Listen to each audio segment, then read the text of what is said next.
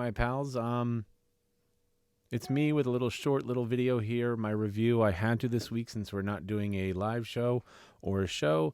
I had to talk about this week's episode of The Bad Batch. Now, look, I have never shied away from the fact that I did not watch The Bad Batch Season 1. So when my best pal there, Greg, told me, dude, you have to watch it. It is such a good show. Probably one of the best Star Wars things you'll watch. I said, dude, challenge accepted. And let me tell you, I was not disappointed. I mean, this show has quickly become one of my favorite Star Wars properties. And you all know my first being Rogue One. Go ahead. Bring it. Try to change my mind on Rogue One, because you're not gonna. All right. Well, let me just say this. Season 2, Episode 12, The Outpost, is another one of those episodes that just proves how totally amazing this show really is. Now, I watch every single episode of a show that I love 2 times. And let me tell you, that's a really short list, because there's not a lot of shows that I love so much that I'm watching every episode twice. The first time I watch an episode is to kind of get that story. You know, I want to get the story. I want to see what's going on, what happens. And the second time, I want to get that bigger picture, if you will, like the gravy of the episode of the show. And with this one, I'm going to start with the music. You know, every episode of this, the music is amazing. The fact that the musical scores this good exist in a 30-minute Disney Plus cartoon is, in my opinion, a testament to how good this show really is. Because I truly believe they would not waste this kind of scores on a crap show. I mean, I don't know how much you know about the composer here, but this guy, the composer Kevin Kiner, is a award-winning composer, and he is literally pumping all of his talent into the score for this show. I mean, his music enhances every single scene. And if I think about it and talk honestly, some of those less thrilling episodes that I'm like, yeah, it was all right. The reason I wound up liking those episodes as much as I actually did is because his musical score does what a score is supposed to do. It engages the audience and emotionally brings you in and gets you into that show. So, I mean, I know I digress, but like that's one of the things that proves how good this show is.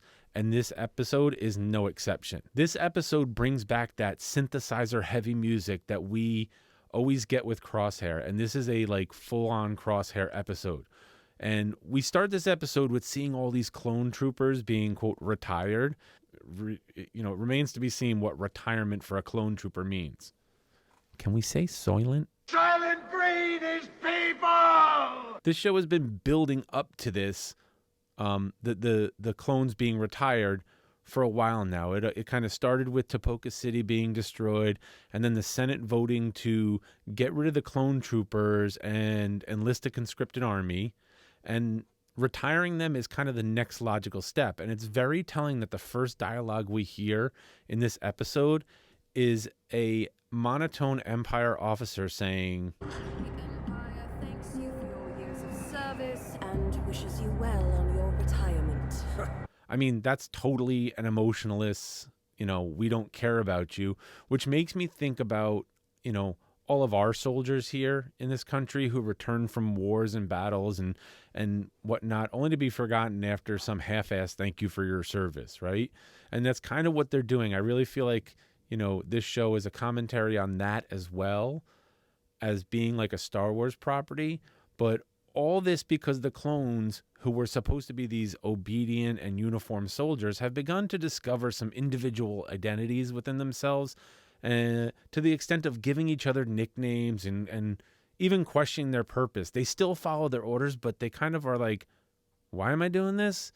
And it's kind of interesting that these clone troopers are being charged with handing off to the new TK troopers, all while at the same time being given the mission to deliver the new gear to their own replacements. Right? Now, Crosshair's watching all this shit go down, and he has to be sitting there wondering. I really think he has to be sitting there wondering, like, when will I have outlived my usefulness and be discarded like these guys and be tossed out like yesterday's jam? They toss us away like yesterday's jam. I mean, look, Crosshair gave up everything. He lost everything. He turned his back on the rest of the Bad Batch. He helped the Empire destroy his home. He scarred up his flesh, all this stuff in service of the Empire, only to find himself eventually locked away because they suspected him of being disloyal. I mean, he loses everything for the Empire, and they still fuck him over. Now, this brings me to the, if you've watched this episode, this brings me to what I like to call that twaffle Nolan. He reminds me of that like school administrator who has never spent a day in a classroom, but kind of wants to tell every teacher how they should be teaching. I mean, come on. Now, when Mayday says to him, "We expected you 36 rotations ago." Right? This condescending asshat has the balls to say, "We work on the Empire's schedule, Trooper, not yours." And of course, Mayday reminds him, "It's Commander." But Nolan could not care less because to him, clone troopers are nothing more than used equipment. Right?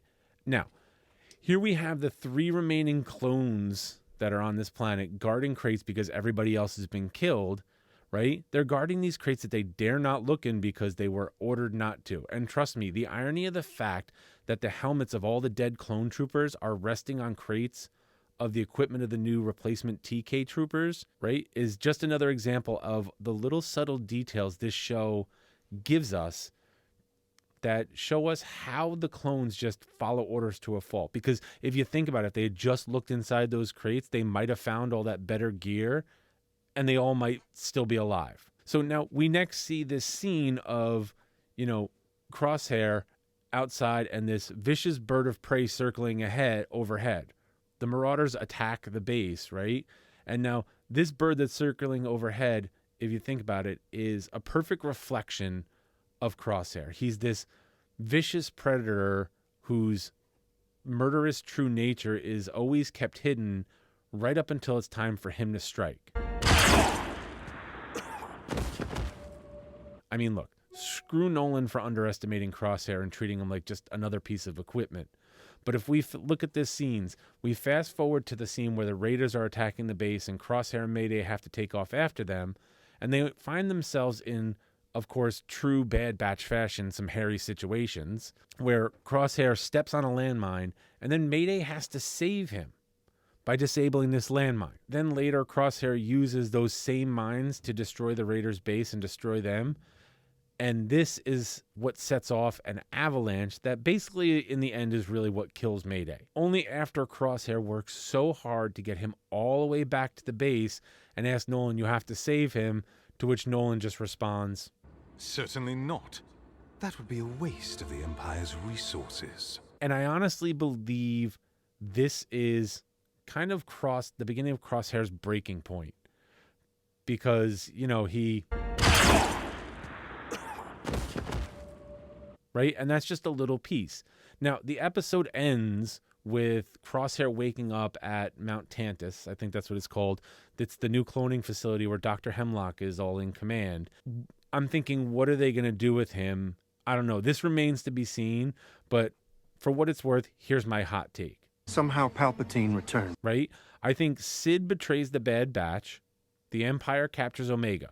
Possibly with the help of Crosshair or not. But regardless, I think Crosshair eventually will join back up with the Batch to help them rescue Omega because he knows that Hemlock is going to use Omega's DNA and then destroy her so that no one else can either get her Gen 1 unaltered DNA. Because remember, all these clones have accelerated aging so that they could be grown and turned immediately into soldiers faster. But they're going to take her DNA. Either he wants to hide her DNA so no one else can use it, or he doesn't want anybody to discover that he has used her DNA so that somehow Palpatine returned. All right, folks, that's all I got for that. Check out our other videos, or hey, maybe catch us live 7 p.m. Friday nights. Well, I mean, what the hell else you nerds got to do?